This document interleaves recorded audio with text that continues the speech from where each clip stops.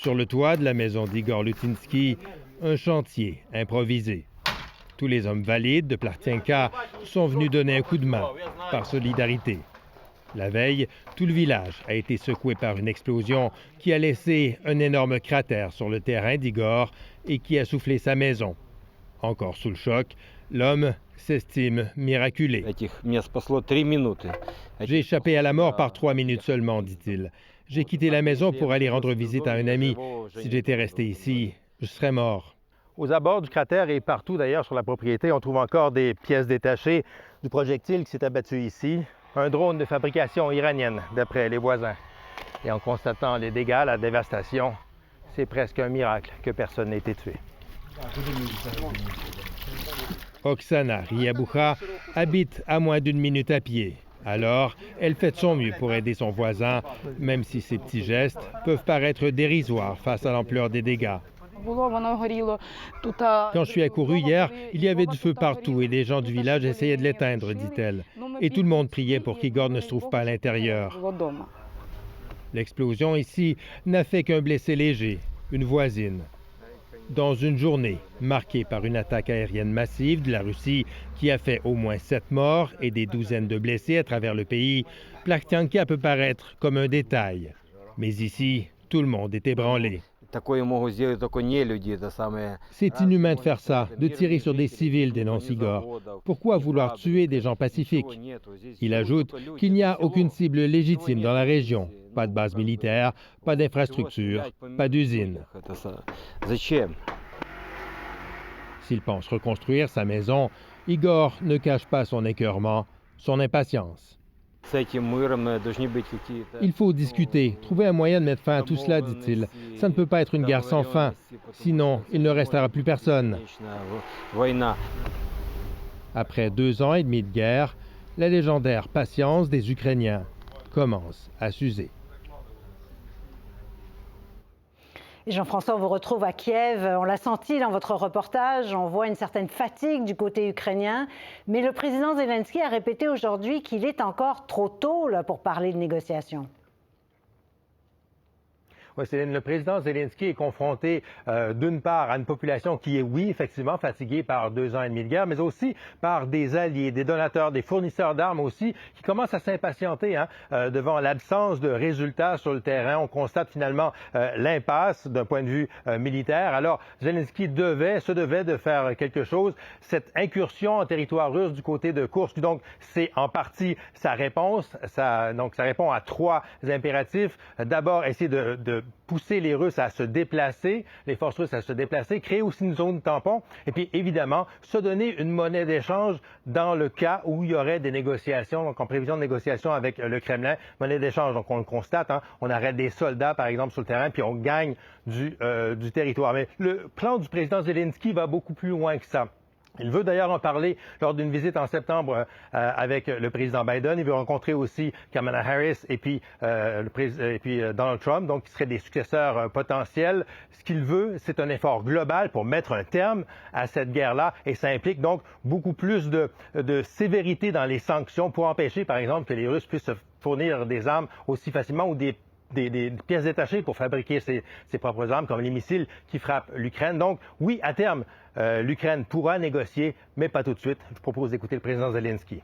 З Путіним не те, що компроміси. З Путіном, в принципі, діалог на сьогодні,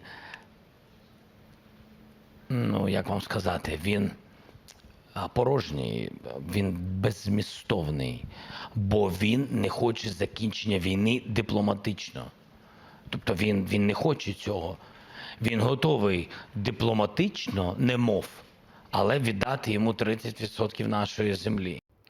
Très bien. Alors Jean-François, on va suivre vos reportages dans les prochains jours. Merci beaucoup. Je vous en prie, au revoir.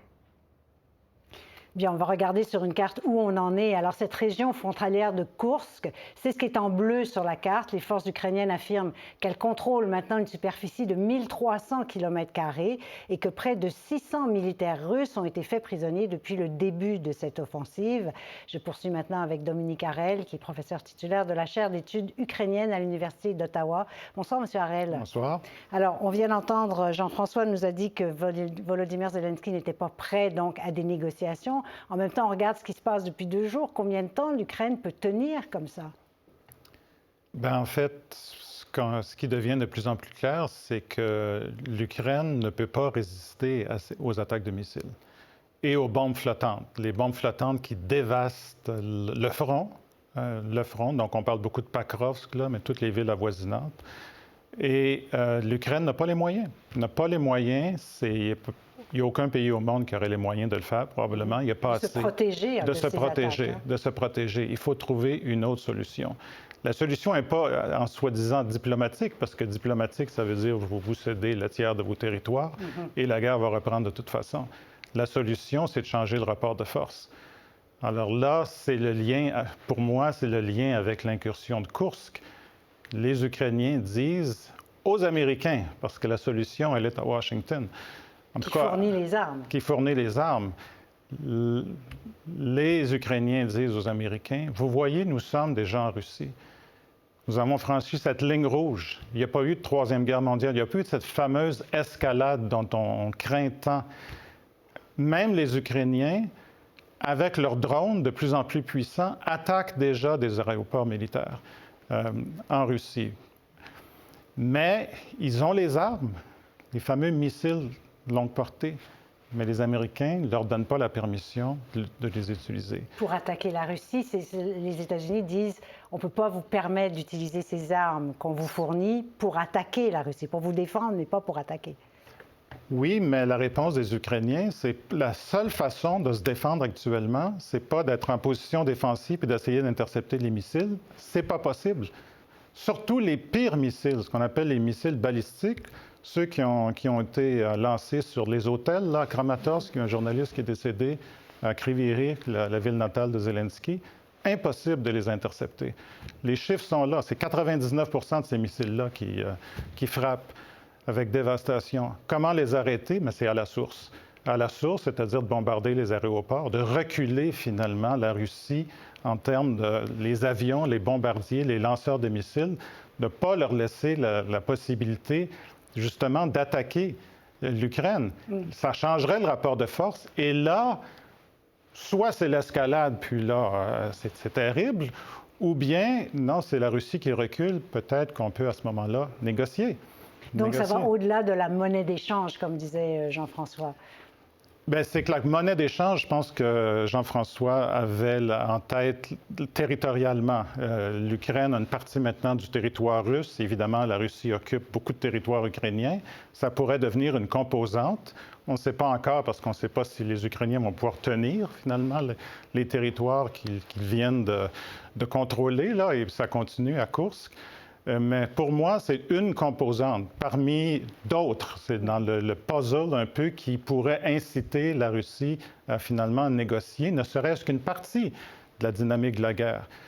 L'Ukraine frappe de plus en plus avec des drones, des raffineries de pétrole. Il y en a une qui brûle depuis 6 jours à Rostov. Rostov, ça c'est près à côté du Donbass, là, du côté russe. Et ça fait très mal à la Russie parce que la vente du pétrole à l'étranger, en dépit de toutes les sanctions, alimente la machine de guerre. Il pourrait y avoir un échange. Arrêtez de nous bombarder nos raffineries de pétrole, on va arrêter de bombarder vos centrales électriques. Et semble-t-il qu'il y avait des débuts de négociations, de plans de négociation qui auraient été sous la médiation du Qatar. C'est l'audace ukrainienne de dire aux Américains, vous voyez, on ne peut pas se défendre. Si vous voulez vraiment que la Russie ne gagne pas cette guerre-là, donnez-nous les moyens. Et donc, ça pourrait mener éventuellement à des négociations, parce qu'il va finir par y avoir des négociations pour mettre fin à cette guerre. Oui, mais je pense qu'il faut le voir en termes de négociations en plusieurs étapes. De la même façon qu'il y a des négociations sur l'échange de prisonniers de guerre, il y en a eu d'ailleurs il y a 2 jours. Déjà des prisonniers qui avaient été faits à Koursk qui ont été échangés pour des prisonniers ukrainiens qui pourrissaient dans les prisons depuis 2 ans et demi. C'est une composante. Alors, il ne faut pas penser que dans quelques mois, il pourrait y avoir la résolution de toute la guerre, mais peut-être un début de négociation. Mais pour ça, il faut changer le rapport de force. Très bien. Merci beaucoup, M. Harel, d'être venu faire le point avec nous. Ça faisait quelque temps qu'on n'avait pas parlé de ce qui se passe sur le terrain en Ukraine. Merci beaucoup. Merci.